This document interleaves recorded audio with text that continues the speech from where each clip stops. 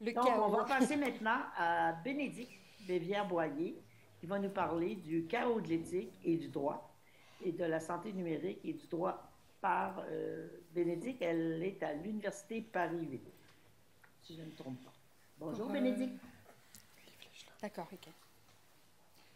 Donc bonjour, bonjour à tous. Je suis ravie et honorée d'être parmi vous. Je remercie les organisateurs, l'IRAB, qui est vraiment je remercie les organisateurs, l'IRAB, qui est vraiment quelque chose de très très important pour ce que je suis en tant que chercheur. Pourquoi? Parce que ça m'a permis d'aller au Québec, de rencontrer des personnes, donc grâce à Christian, grâce à Anne-Marie Duguay, grâce à Michel, et quelque part, je dirais que c'est une famille de chercheurs qui s'est instituée depuis des années, et donc vraiment c'est un plaisir chaque année de venir. Il y a les grands-parents, il y a les parents, Ah il y a bah les oui, enfants, mais on va continuer, il y a ceux comme qui ça. sont au berceau. Mais il y a plusieurs générations, et quelque part, ces générations incarnent cette grande famille. Alors, j'ai réfléchi, je me suis dit, mais de quoi vais-je parler? Parce qu'il y avait plein de problématiques qu'on avait avancées, l'intelligence artificielle, le numérique, le droit, une santé. Comment essayer de trouver quelque chose qui puisse rassembler tout, et en plus le numérique et l'intelligence artificielle. Donc finalement, je me suis retrouvée dans le chaos, et je vous présente le chaos. Voilà, donc ça fait partie de mes remerciements.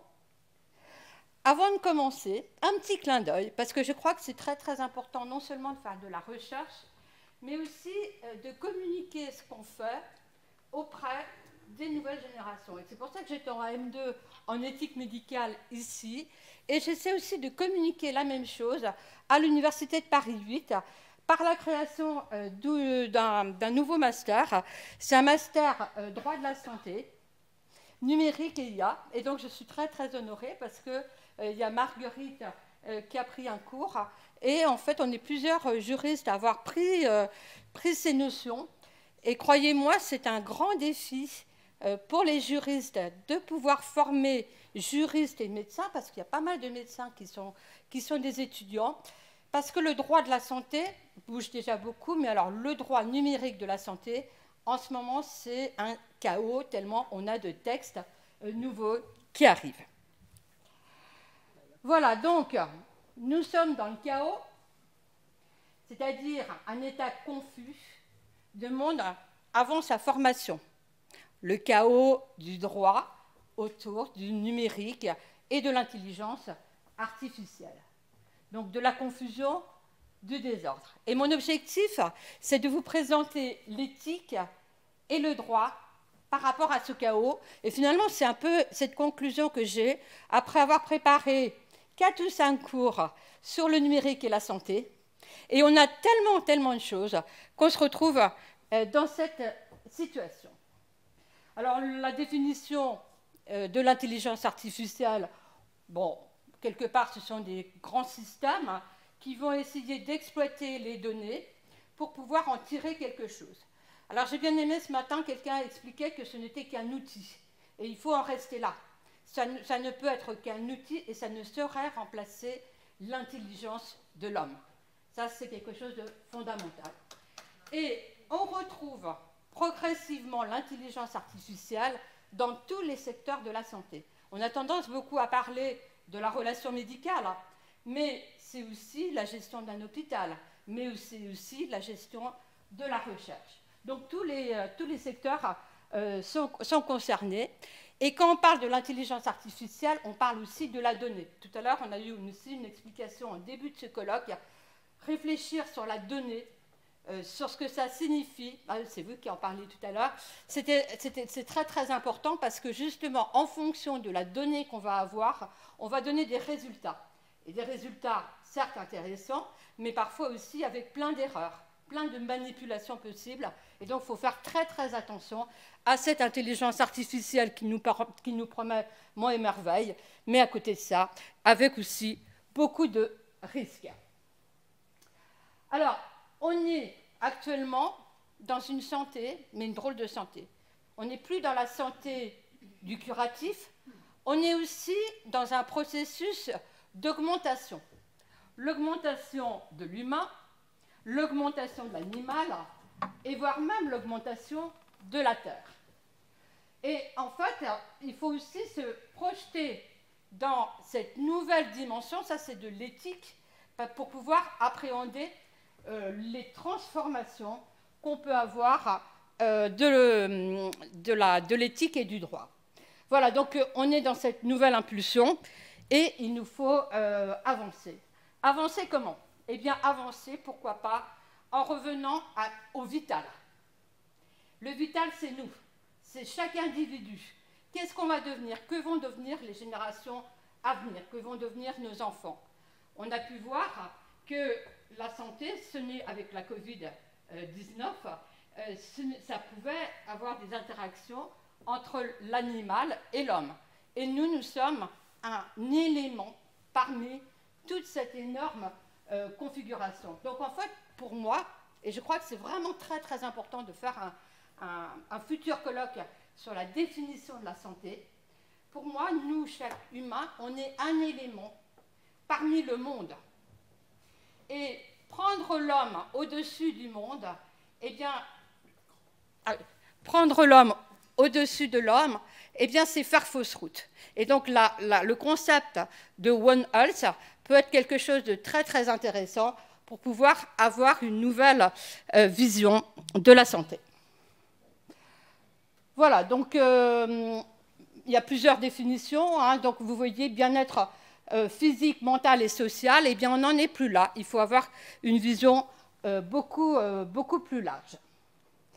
Alors, ce concept de One Health, eh bien, il faut le voir à la fois par la protection de l'humain, la personne, et aussi pour la protection de l'humanité, c'est-à-dire l'ensemble, la collectivité de ce que nous sommes. Donc c'est vraiment très très important, et voilà pourquoi, vous voyez, il y a le collectif et il y a l'individuel. Voilà, donc je rédigerai bien sûr, mais mon idée c'est au début le chaos collectif et dans une deuxième partie le chaos individuel. Je vais juste vous donner quelques idées. Tout d'abord, à propos de l'éthique. Ce qui était intéressant, c'est que dans les différentes présentations qu'on a vues, il y a plusieurs personnes qui ont présenté quelques extraits de texte. Sachez que toutes ces organisations, l'OCDE, le CCNE, l'OMS, l'UNESCO, nous apportent à chaque fois une profusion de textes. J'ai écrit un cours, ça fait plus de 100 pages, tellement il y a de textes importants. Alors bien sûr, je vous épargne tous ces articles, mais sachez que tout le monde réfléchit dans son côté sur qu'est-ce que l'intelligence artificielle par rapport à la santé, mais finalement, ce ne sont que des avis, des recommandations, et quel est l'intérêt de ce chaos? Parce que ça va dans tous les sens. Alors les exemples, par exemple, vous avez le texte de l'UNESCO, vous avez le Parlement européen, mars 2022, vous avez une résolution, vous avez le principe européen d'éthique du numérique qui vient de sortir, que je vais vous présenter. Voilà, donc quelque part, on est pris dans un énorme vertige, le vertige de l'éthique.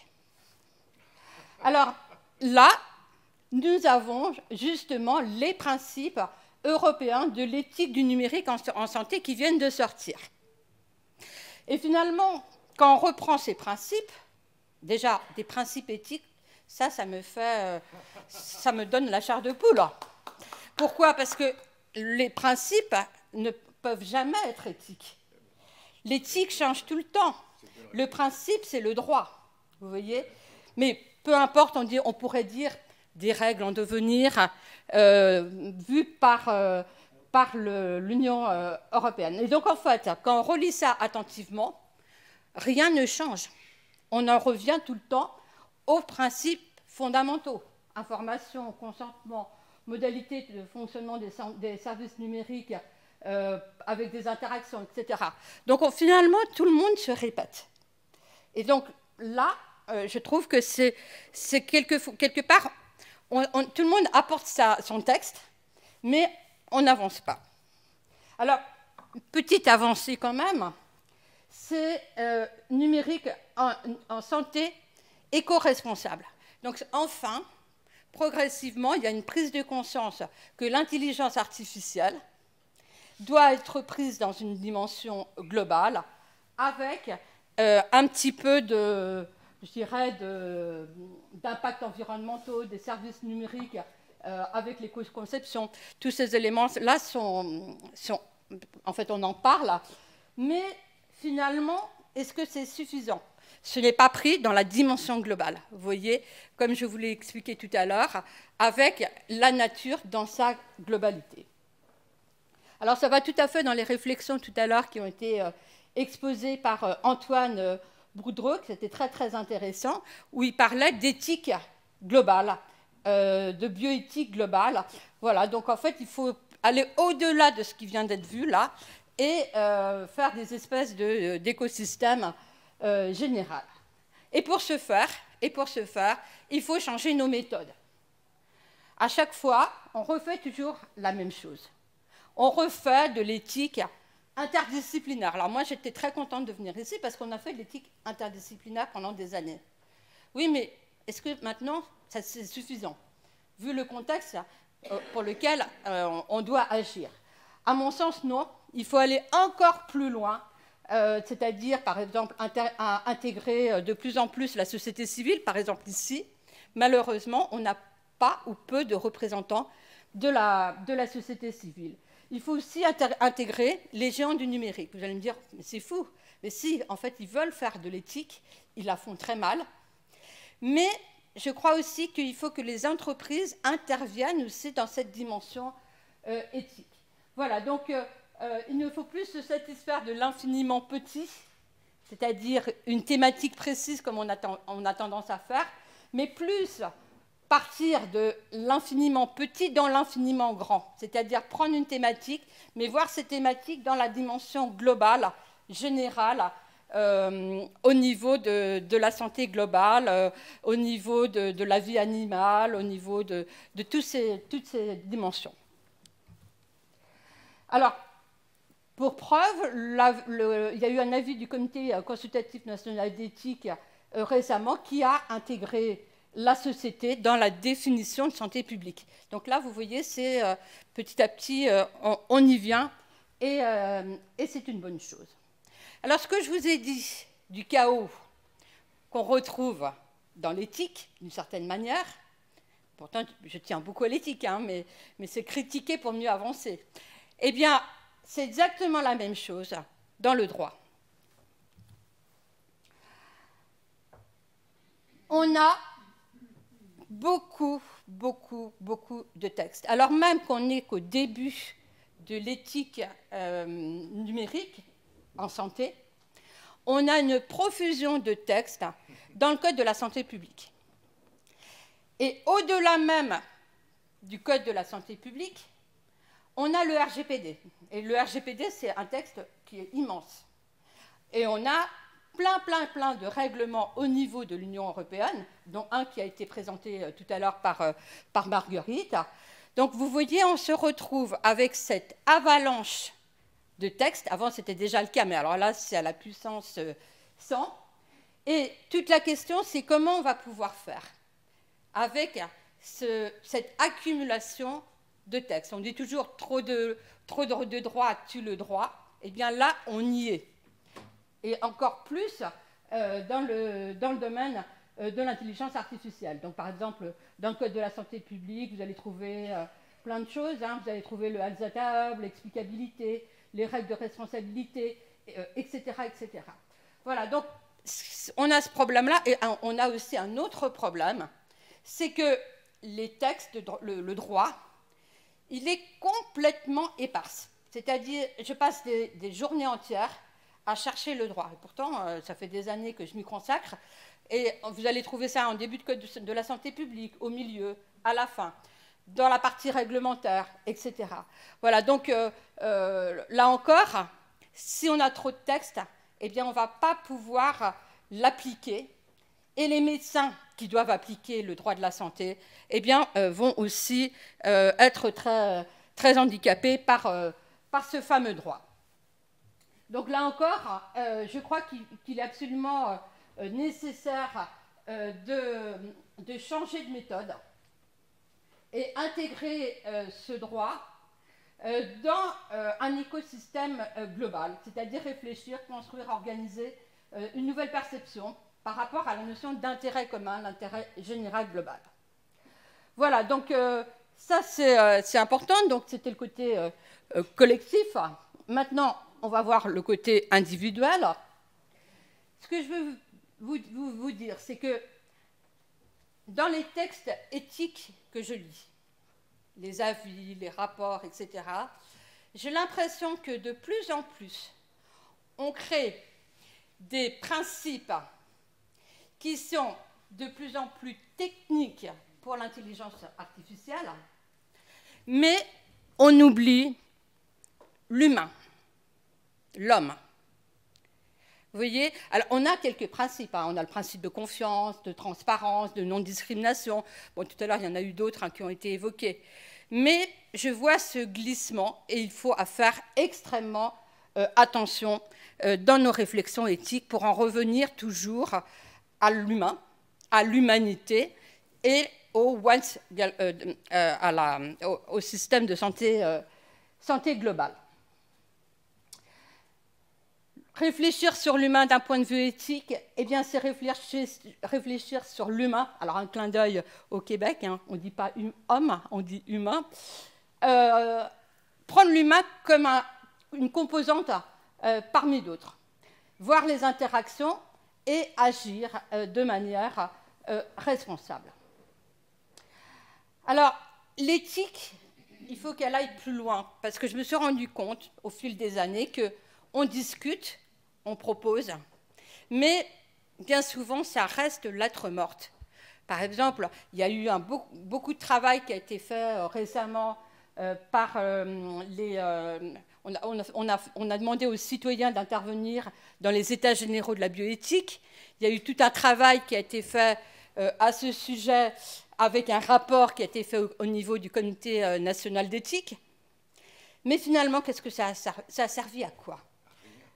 À rien. Ça a peut-être quand même servi à mobiliser, à faire réfléchir un peu plus de personnes, mais on pourrait faire tellement plus de choses avec l'éthique. Ça n'a pas été suivi sur des points qui étaient fondamentaux, sous prétexte que les personnes n'étaient pas représentatives. Oui. Elles n'étaient pas représentatives. Donc il y avait une espèce de méfiance, en plus qui est sûrement vrai, peut-être, je ne sais pas. Mais en tout cas, ça a invalidé totalement le processus. Voilà. Bravo. Et on a eu cette fois-ci, mais dans la loi de bioéthique précédente, on avait eu exactement le même problème. Les états généraux de la bioéthique n'avaient pas été pris en considération. Donc vous voyez cette réflexion éthique, quelque part, je dirais qu'elle est... c'est pas du vernis, mais on parle, mais on n'écoute pas. Alors que quand la société civile est là, elle exprime ce dont elle a besoin. Quand les sociétés sont là, les sociétés commerciales, etc., parce que ce sont des acteurs à part entière, elles expriment leurs besoins. Et donc, on ne peut pas imaginer une éthique d'experts.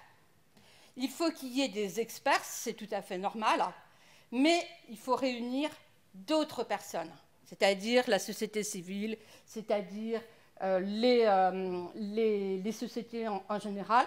Et voilà pourquoi on a besoin d'une éthique plus concrète, plus terre-à-terre, avec les nouveaux besoins de l'intelligence artificielle. Et qu'est-ce qu'on va faire, comment on va le faire pour pouvoir vraiment avancer. L'éthique doit être aussi l'alerte, parce que les beaux discours, c'est bien, mais l'intelligence artificielle, vous voyez, ça peut être aussi extrêmement risqué.